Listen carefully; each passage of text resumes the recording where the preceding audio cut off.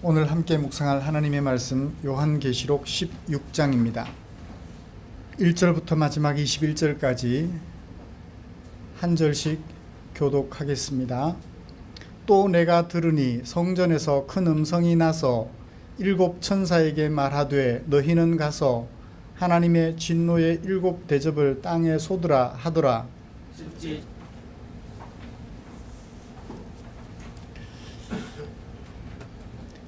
눈을 뜨는 것 굉장히 중요한 일인 것 같아요. 눈 뜨고 있는데요.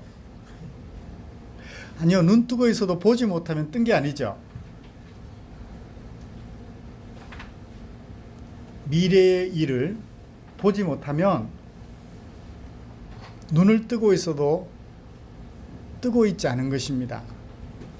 지난 한 주간 동안 하늘교회에서 14만 4천의 성도들이 부르는 그 아름다운 노래를 미리 불러보셨나요? 고난과 역경을 이겨내는데 어떤 유익이 있던가요? 미래를 보고 현재를 살아가면 현재는 힘든 가운데서도 즐거움이 있을 수 있는 거예요. 마치 임신한 엄마가 출산 후에 그 아이를 품에 안고 젖을 물릴 것을 생각하며 10달 동안 기쁨의 노래를 부를 수 있는 것처럼 말입니다. 미래의 그 행복을 바라보며 오늘 고난과 역경을 이겨내고자 하는 저와 여러분들을 위하여 하나님께서는 요한계시록 16장 1절부터 21절까지 말씀을 주셨습니다. 저는 이 말씀을 가지고 도둑같이 오실 예수님이라는 제목으로 설교하려고 합니다. 말씀 나누는 중에 저와 여러분들에게 하나님의 크신 은혜가 충만하시기를 간절히 소원합니다. 6장부터 지금까지 우리는 일곱 인재앙, 일곱 나팔재앙, 그리고 오늘 일곱 대접재앙을 살펴볼 것입니다. 모두 하나님께서 행하시는 재앙입니다. 하나님을 대적하는 세상을 향하여 내리시는 진노의 잔이지요. 다른 점이 있는가 하면 공통점도 있었습니다. 인재앙에서는 말을 탄 자가 나왔고요. 나팔재앙에서는 나팔을 받은 천사가 등장하였습니다.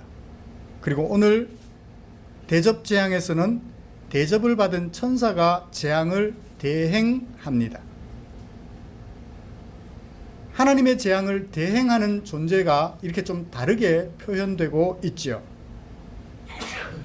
또 다른 점이 있다면 이 재앙은 일반적인데 모든 사람들이 한결같이 받는 재앙인데 이 재앙 중에 성도들은 하나님을 향하여 부르짖습니다.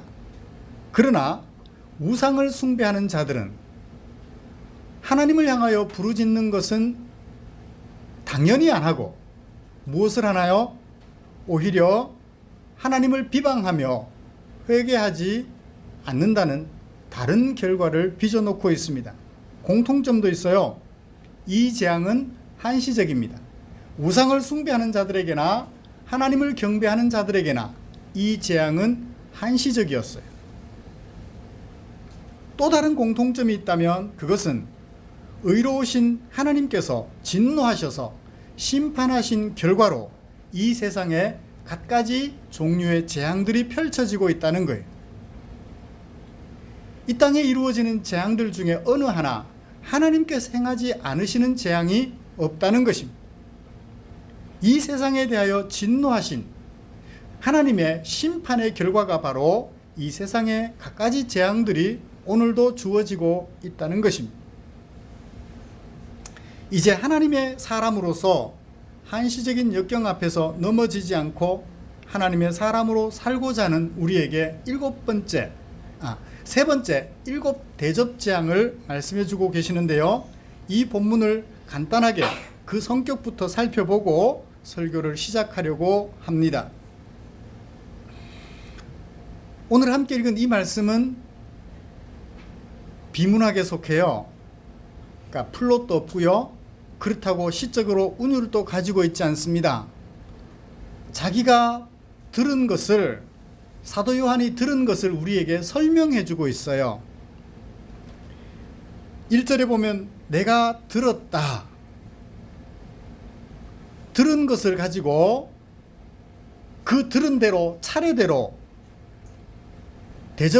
일곱 대접을 받은 일곱 천사가 각각 지상에 재앙을 쏟아붓는 장면들을 소개해 주고 있지요. 그러므로 1절이 중심 문단이 되겠습니다. 성전에서 큰 음성이 나서 일곱 천사에게 말하기를 너희는 가라. 어디로? 하늘교회에서 지상 역사 속 교회로. 너희는 가라. 그리고 뭐하라? 쏟으라. 무엇을? 하나님의 진노를 담은 일곱 대접을 쏟으라. 명령을 들었어요. 그 다음에 이 명령을 쫓아서 일곱 대접을 차례대로 일곱 천사가 쏟아붓는 장면을 사도 요한이 기록해 주고 있는 거죠.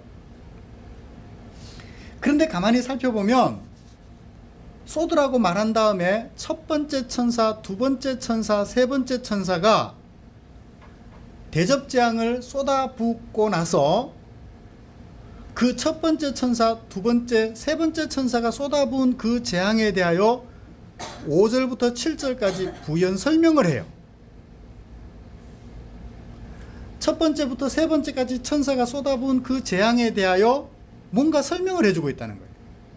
그래서 2절부터 7절까지가 첫 번째 명령을 듣고 재앙을 쏟아붓는 천사들에 대하여 상세하게 설명해 주고 있죠. 그래서 첫 번째 문단이고요. 두 번째 문단은 8절부터 16절까지입니다. 이번에는 네 번째 천사부터 여섯 번째 천사까지 대접 재앙을 쏟아붓는 장면과 그것을 부연하여 설명해 주는 두 번째 문단이고요. 세 번째 문단에서는 일곱째 천사가 마지막 일곱 번째 재앙을 쏟아붓는 장면을 우리에게 소개해 주고 있습니다. 저는 이런 흐름을 가지고 있는 이 요한계시록 16장을 세 가지로 설교하려고 합니다. 첫 번째 문단에서 한 가지, 두 번째 문단에서 한 가지, 세 번째 문단에서 한 가지 설교하면서 오늘 설교를 마무리하려고 합니다. 첫 번째 문단을 살펴보죠. 첫 번째 천사가 대접을 어디에 쏟았나요? 땅에다가 쏟았어요. 땅에 쏟았는데 그러면 뭐가 재앙을 받아야 돼요? 땅이 받아야 되는데 누가 그 재앙을 받았어요? 사람들이 받았어요. 그러므로 여기 땅에 쏟았다는 얘기는 의인법이라는 것을 알 수가 있죠. 하나님께서 첫 번째 천사를 통하여 대접 재앙을 쏟아부었는데 사람들에게 쏟아부었다는 거예요. 어떤 사람들에게? 짐승의 표를 받은 사람들, 우상에게 경배하는 자들에게 쏟아부었다고 얘기를 합니다. 그랬더니 그 사람들에게 어떤 일이 생겼나요? 악하고 독한 종기가 생겼대요. 이걸 문자적으로 해석할까요? 전염병이 돌았나요? 구약의 얘기를 배경으로 삼은 거죠. 이스라엘 백성들이 범죄할 때마다 악한 종기로 징벌하시던 것을 생각해 봅니다. 문자적으로 실제로 구약 성경처럼 종기라고도 볼 수 있지만 그들이 당하는 갖가지 어려움들을 예로 들어볼 수 있을 것 같아요.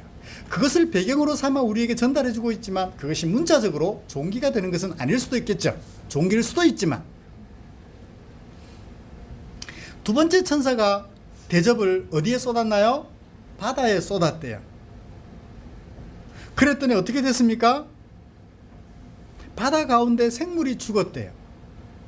그러니까 지상과 물속 존재하는 모든 생물들이 어려움에 처하게 된 것을 볼 수 있습니다. 셋째 천사가 어디에 쏟았나요? 강과 물 근원에 쏟았대요. 그랬더니 강물이 뭐가 됐어요? 피가 됐대요. 뭐가 생각이 나요? 출애굽 때 애굽 왕이 이스라엘 백성들을 내보내주기를 싫어해요. 그랬더니 나일강의 물이 어떻게 됐어요?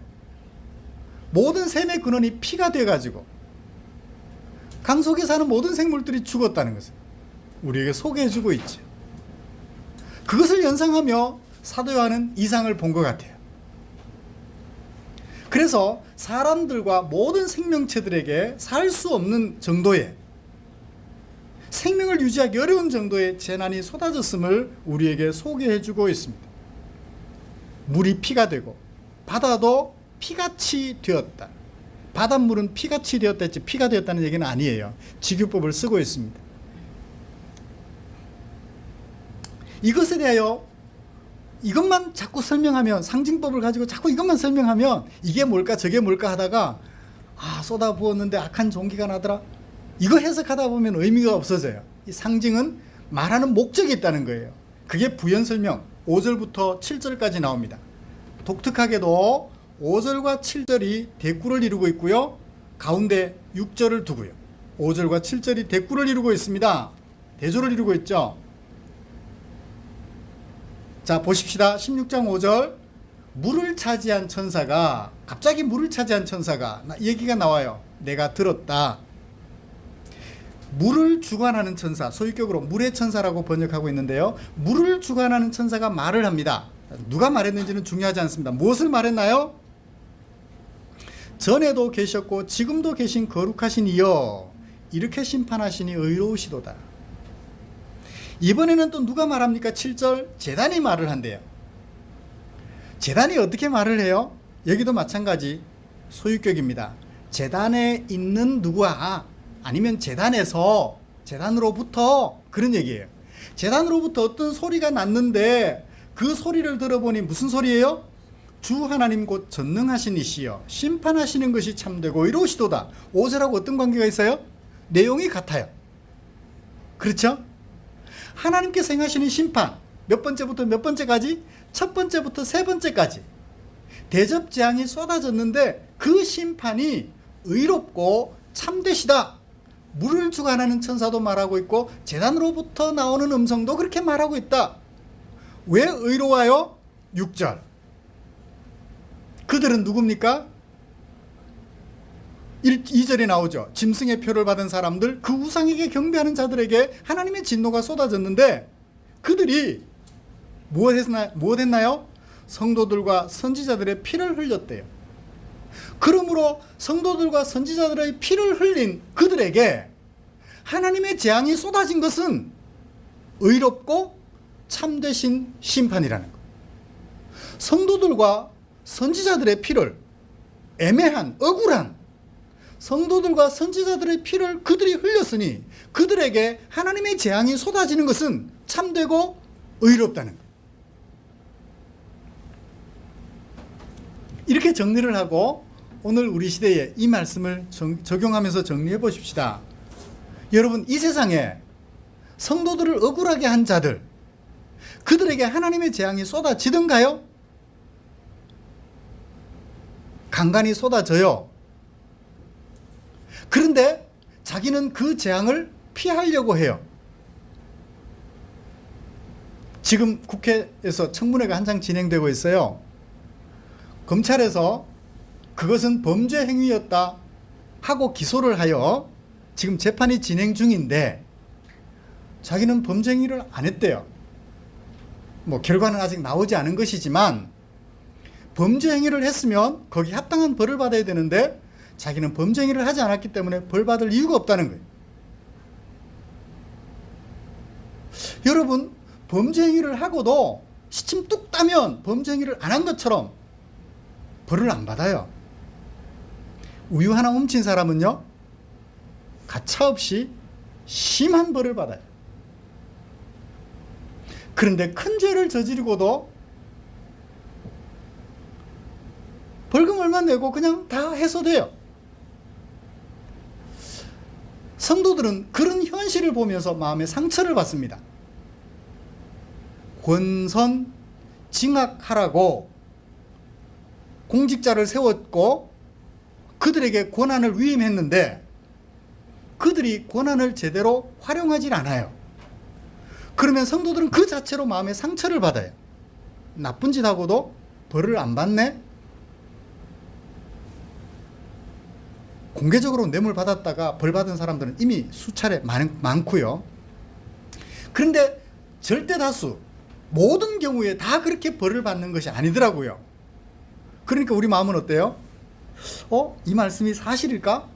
이 악한 자들에게 성도들의 마음에 상처를 입히고 실제로 선지자들을 죽이고, 일제시대 때는 신사참배 안 했다고 감옥에 가둬서 죽이기도 했잖아요. 그랬던 사람들이 다 벌을 받았느냐? 아닌 것 같기도 해요.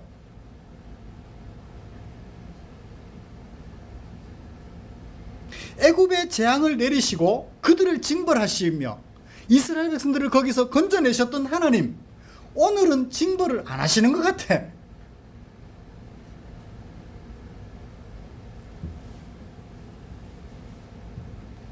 일제시대 때 일본의 나라를 팔아먹었던 사람들 벌 받았나요? 벌 안 받았어요. 15년 전 친일 후손들의 재산 환수법이라는 것을 만들어서 그들의 재산을 환수했는데 벌 줬죠. 그들이 지금 다시 그 환수되었던 땅을 다시 되찾으려고 재판을 하고 있어요. 아마 다시 되돌려질 가능성이 많다고 그래요.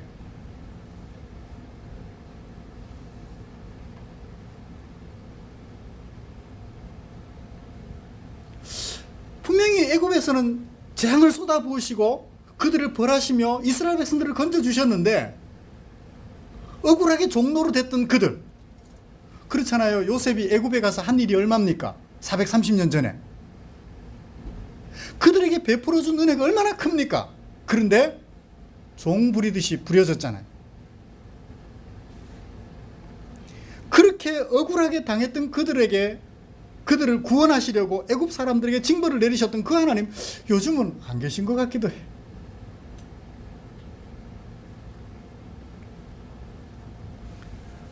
자, 거기는 남의 얘기고 개인적으로 자신에게 돌아와 보십시다. 억울하게 고통을 당했는데 하나님은 그 고통을 살펴주지 않으시는 것 같아요. 요즘 무더위가 한창이고 바람이 좀 세차게 불었어요. 집이 더우니까 창문을 열어놔야 돼요. 창문을 열어놓고 지내봅니다.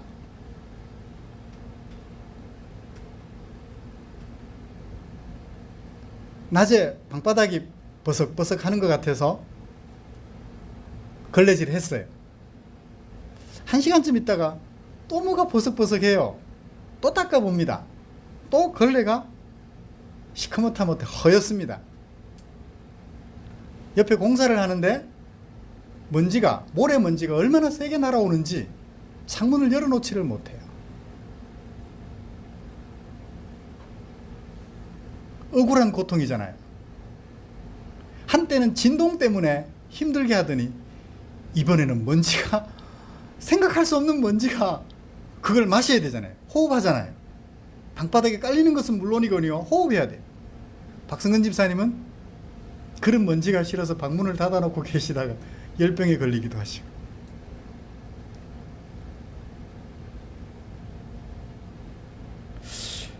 그래서 어제 찾아가서 얘기를 했어요.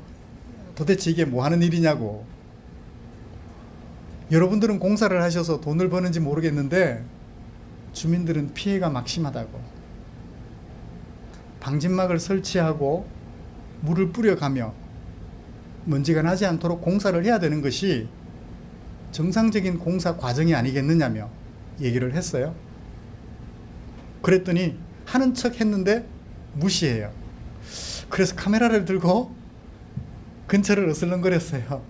작업을 중단하고 1시간, 4시쯤인데 1시간 정도 남았는데 작업을 중단하고 들어가 버리더라고요.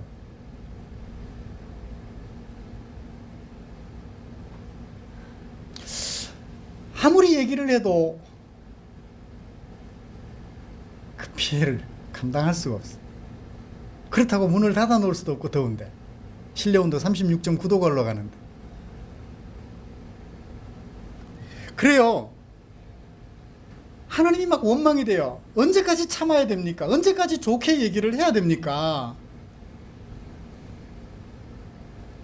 언제까지?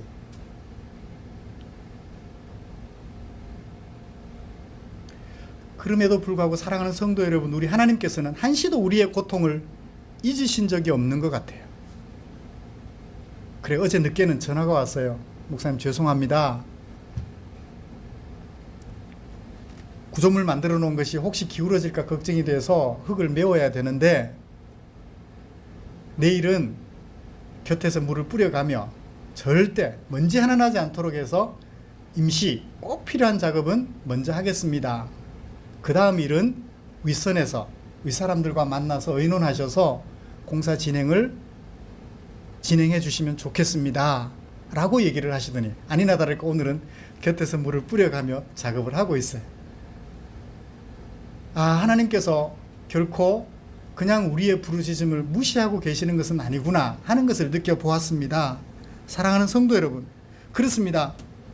그리스도인이기 때문에 말하고 싶어도 말하지 못하고 참으며 희생하고 살아가고 있는 우리들을, 고난과 역경 속에 살아가고 있는 우리들을 하나님께서는 한시도 잊지 않으셔요. 그럼에도 불구하고 당장 찾아오는 그 고난과 역경 때문에 혹시 하나님을 원망하고 계시지는 않나요?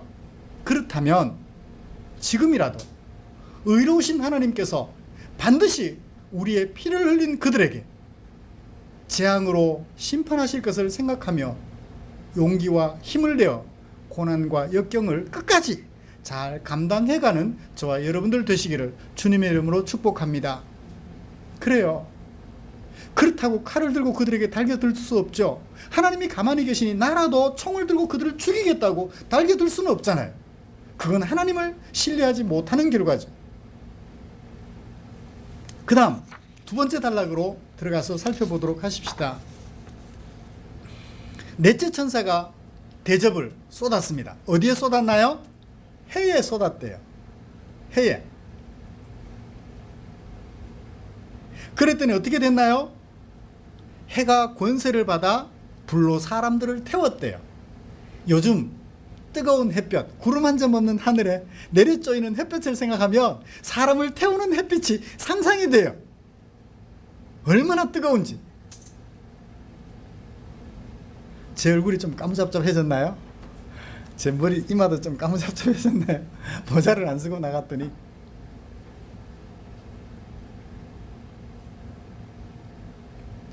여기 해가 쏟아져서 해가 권세를 받아서 사람들을 태웠다. 이걸 문자적으로 해석해서 또 상징적으로 해석해서 무슨 의미로 해석할지 모르겠습니다. 그러나 이 자체는 상징이라는 것 자체만 알고 그것에 대한 해석은, 의미는 밑에서 부연문단에서 하고 있으니까요. 넘어가서 보기로 하십시다. 사람들이 태워졌고요. 그럼에도 불구하고 이 재앙을 행하는 권세를 가지신 하나님의 이름을 사람들이 어떻게 합니까? 비방해요. 회개하지 않습니다. 그런 놀라운 심판이, 하나님의 심판이 행해지고 있음에도 불구하고 사람들이 회개하지 않고 오히려 그 심판을 행하시는 하나님을 비방해요. 그 다음에 다섯째 천사는 대접재앙을 쏟아부었습니다. 어디에 쏟아부었나요? 짐승의 왕좌에. 짐승은 이미 앞에 나온 얘기입니다. 하나님의 백성들을, 땅에 있는 여자의 남은 자손들을 해하려고 땅과 바다에 버티고 서 있는 그 짐승, 그 짐승의 왕좌에 하나님께서 재앙을 쏟아 부으셨어요. 그래도 어떻게 해요? 사람들이 하나님을 비방하고 회개하지 않더라. 여섯째 천사가 대접재앙을 쏟아 부었습니다. 어디 쏟아 부었나요? 큰 강 유브라데에 쏟아 부었습니다. 이 큰 강 유브라데는요, 요한계시록 22장 1절에 나오는 하늘교회의 생명수 강, 그 강과 대조를 이룹니다. 이 큰 강 유브라데는 두 번째 화, 곧 나팔 재앙 때 결박당한 네 천사가 놓여나서 사람들의 3분의 1을 죽이던 곳이 9장 14절. 하늘교회의 생명수강과 대조되는 지상의 강으로서 사람들을 죽음에 이르게 하는 강이에요. 이 강에 쏟아 부었어요. 하나님께서 천사를 통하여 그 재앙을 대접에 담아 쏟아 부으셨던 것입니다. 강물이 말라서 어디에서 오는, 동방에서 오는 왕들의 길이 예비되었대요. 강물이 말라서 끝나버리는가 했는데 동방에서 오는 왕들이 이제 이 어디로, 이스라엘 백성들이 있는 곳으로 찾아오는 거예요. 이것에 대한 부연 설명이 13절부터 16절까지 있어요. 자, 또 내가 보매 개구리 같은 새 더러운 영이, 새 더러운 영이 개구리인가요? 개구리 뭘 살시킬까요? 황소개구리. 직유법입니다. 개구리 같은 더러운 영이라고 했지 개구리가 왔다는 것이 아니에요. 성경 해석할 때 수사법들을 잘 살펴야 됩니다. 성령 하나님을 흔히 불이라고 그래요. 오순절 마가 요한의 다락방에 성령이 무엇으로 임했다고 그래요? 불로 임했대요. 저는 아무리 살펴봐도 불로 임했다는 얘기가 없어요. 뭐라고 했나요? 불의 혀 같은 것이 갈라져 각 사람에게 임했다고 얘기를 해요. 불의 혀 같은 것이라고 해요. 불이라고 말하지 않았어요. 직유법이에요. 불의 혀가 뭐죠? 불 무더기는 하나인데 그 불이 바람 불 때마다 또는 불의 세기에 따라 제각각 성령 하나님으로부터 한 성령 하나님이 각 사람에게 임했다는 것을 비유적으로 표현해주는 직유법이에요. 성령이 불이라고 말한 적이 없어요.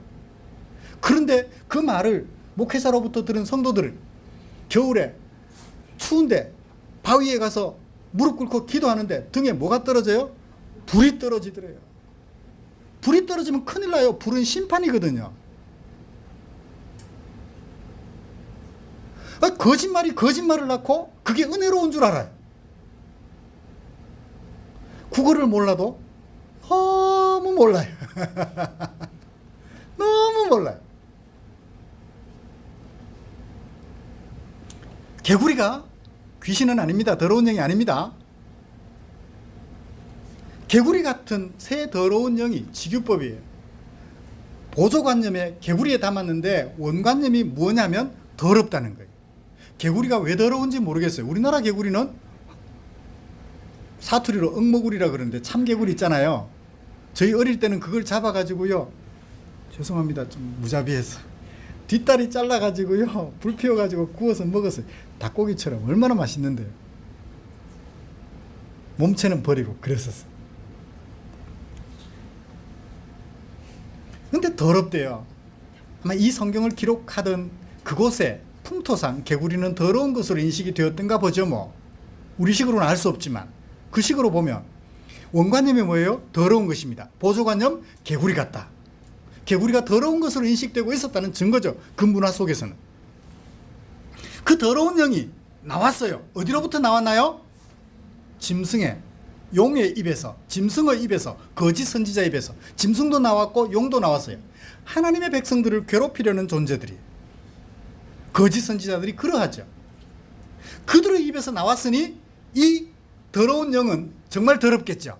사람들을 괴롭히고 거짓과 속임으로 일삼는 이 더러운 영이 나와가지고 그걸 다른 이름으로 뭐라고 해요? 14절 귀신의 영이래요. 귀신의 영이 뭐합니까? 큰 강 유브라데가 강물이 마르면서 동방에서 왕들이 오는 길이 열렸는데 그 길이 열리자 동방의 왕들을 막 불러 모아요. 뭐가? 더러운 영이, 귀신의 영이 동방의 왕들, 힘 있는 왕들을 막 불러 모읍니다. 16절을 보세요. 새 영이, 더러운 새 영이 뭐 하나요? 왕들을 불러 모아요. 13절과 14절, 16절이 같은 얘기네, 그죠? 동방에서 오는 왕들을 막 불러 모아요.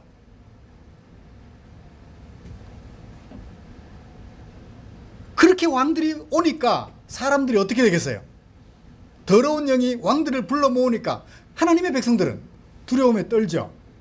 거짓이 득세를 하고 거짓 영들이 득세를 하는 가운데 성도들은 기가 죽어요. 윽박지르고 불의로 세상을 뒤엎고 할 때 지금 이집트 같은 경우는 총으로 사람들을 죽이잖아요. 시위대를 실탄으로 죽이고 있어요. 오늘 아침 신문에 173명? 정권 유지를 위하여 173명을 가차없이 죽일 수 있어요. 무섭잖아요. 겁이 나잖아요. 그때 14절 15절 보실까요? 보라, 내가 뭐같이 오리니? 도둑같이 오리니. 누가? 이 말씀을 하고 있는 어린 양 예수님. 내가 도둑같이 오리니. 예수님이 도둑이라는 얘기는 아니에요. 도둑같이 왔다고 했는데 예수님이 도둑으로 오신다. 예수님 절대 도둑이 아닙니다. 도둑같이라고 했지 도둑으로 오신다는 얘기는 안 했어요. 도둑같이. 보조관념이 도둑같이예요. 원관념이 뭘까요? 갑자기 알지 못하던 때, 예기치 못하던 때에. 그게 도둑같이라는 비유가 보여주는 원래 의미죠. 갑자기 예수님께서 오시는데 그 갑자기 오시는 예수님을 맞으려면 누가 복 있는 사람이에요? 깨어있는 사람. 첫째, 깨어있는 사람. 지금부터 24시간 잠자지 말아야지. 며칠 갈까요? 한 3일 갈 수 있습니까? 하룻밤 안 자면 이튿날 골골하죠. 요즘은 나이가 들어갈수록 잠을 안 자면 못 견뎌냅니다. 박승기 집사님은 30-40년 동안 밤에 잠 안 자고도 어떻게 그렇게 잘 견디셨습니까? 3교대 근무하시면서. 김필분 집사님 오늘 등록하기로 하셨는데 일 안 나가실 것 같이 얘기를 하시더니 오늘 또 일 나가셨나 봐요. 아침 근무 7시 반에 출근, 저녁에 7시 반 업무 마쳐서 퇴근하신대요. 또 야간일 때는 저녁 7시 반 출근, 아침 7시 반 퇴근, 그리고 예배 드리러 와요. 어떻게 앉아서 예배 드리는지 모르겠어요. 그래요. 깨어있다라는 말을 문자적으로 해석하면 의미가 없죠. 어떻게 해요? 정신 차리고 있는 거예요. 자, 더러운 영들이 왕들을 막 불러 모으니까 힘 있는 자들이 득세하잖아요. 그 속에서 성도들은 힘이 없잖아요. 기죽어요. 엄매 기죽어. 정신을 못 차립니다. 그럼에도 불구하고 진짜 만왕의 왕은 누구? 하나님이심을 생각하고 잊어버리지 않는 것. 그게 뭡니까? 깨어있는 거죠. 그 다음에 또 뭐 하라고요? 자기 옷을 지켜 벌거벗고 다니지 아니하는 자. 자기 옷을 빼앗겨버려서 벌거벗고 다니면 곤란해요. 자기 옷을 지켜서 벌거벗고 다니지 않은 자. 어떤 사람일까요? 1,000만 원짜리 옷 지켜서 도둑 뺏어갈까봐 밤새도록 그거 안고 자고 이튿날 그거 딱 입고 나가고, 그걸 말하나요? 상징적이죠. 어떤 의미일까요? 겉모양. 하나님의 백성으로서 그 삶의 모양, 겉으로 드러나는 생활, 삶을 어떻게 해요?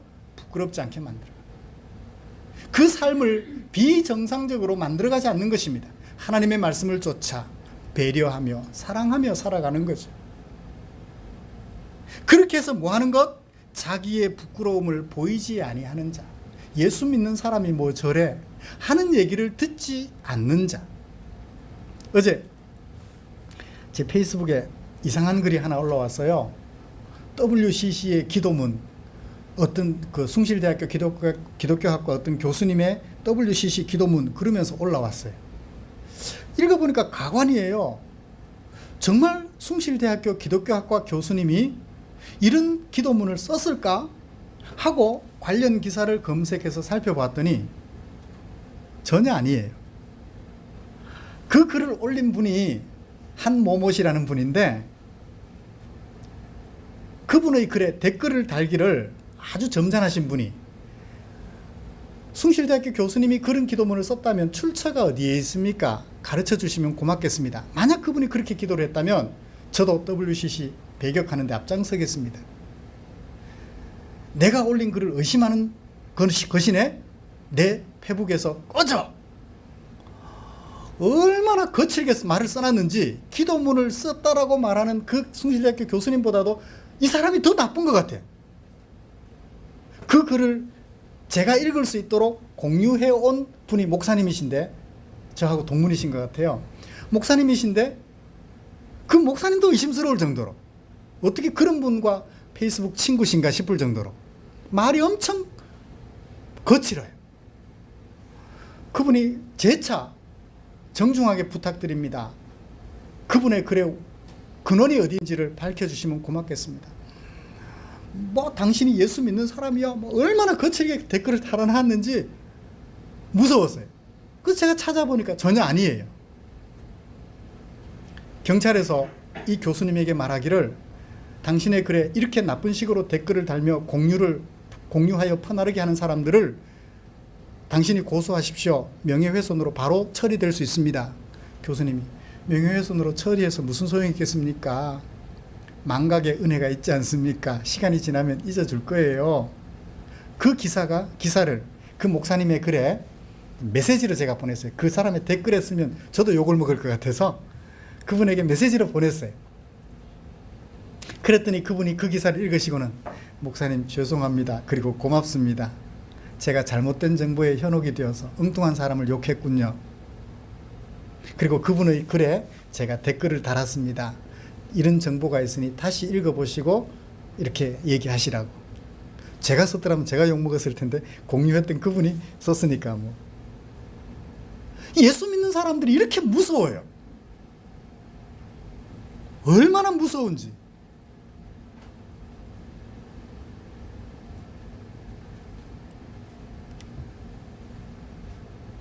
자기의 부끄러움을, 아니 WCC가 예수님을 부정한다는 얘기는 제가 아직 들어보지는 못했는데요. 예수로 말미암는 구원을 부정한다는 얘기는 못 들어봤어요.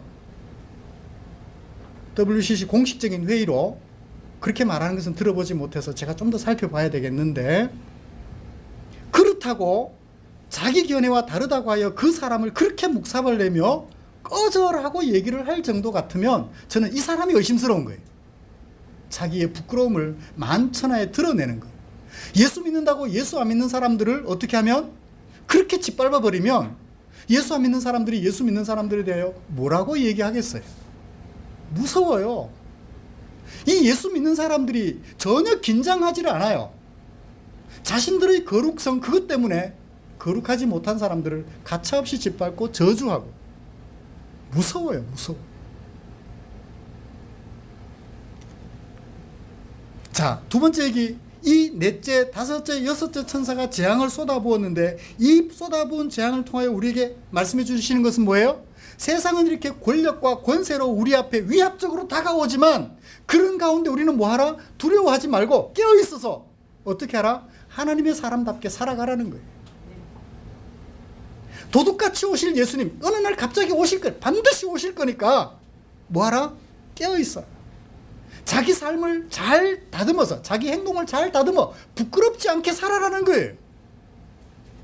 그런데 도둑같이 오실 예수님을, 갑자기 오실 예수님을 생각한다 하면서 그렇게 거칠게 말한다면 어디 그게 자기 부끄러움을 드러내는 거지 부끄러움을 감추는 것이겠어요. 말 한마디로도 우리의 부끄러움을 감출 수 있기를 소원합니다. 왜 그래야 되나요?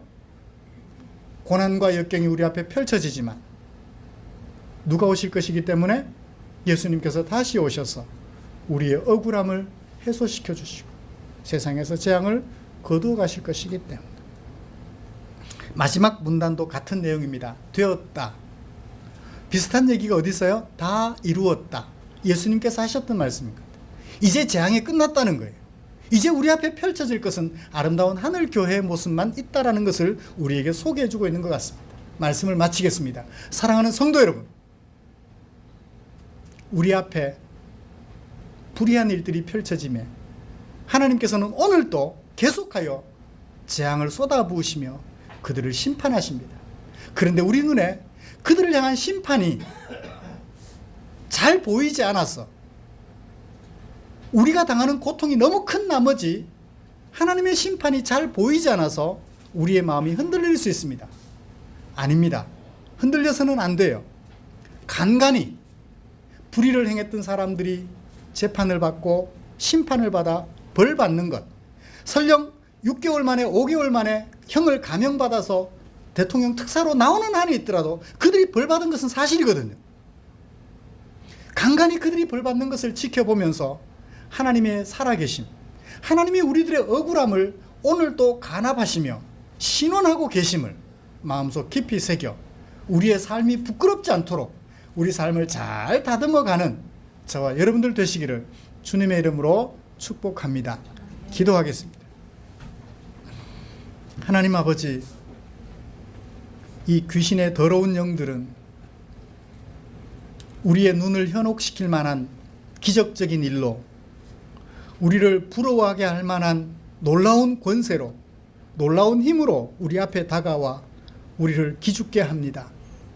하나님의 심판이 이 세상에 없는 것처럼, 하나님이 살아계시지 않는 것처럼 헷갈리게 할 때가 있습니다. 주여, 그럴지라도 우리는 간간히 보여주는 하나님의 심판의 모습들을 살펴보면서 하나님의 살아계심을 여전히 신뢰하며 깨어있어 아름다운 행동을 하며 살아감으로 우리의 삶이 부끄럽지 않도록 만들어가는 그 일을 최선을 다하는 아름다운 우리 성도들 되시도록 은혜 베풀어 주시옵소서. 우리 구주 예수님의 이름으로 기도드리옵나이다. 아멘.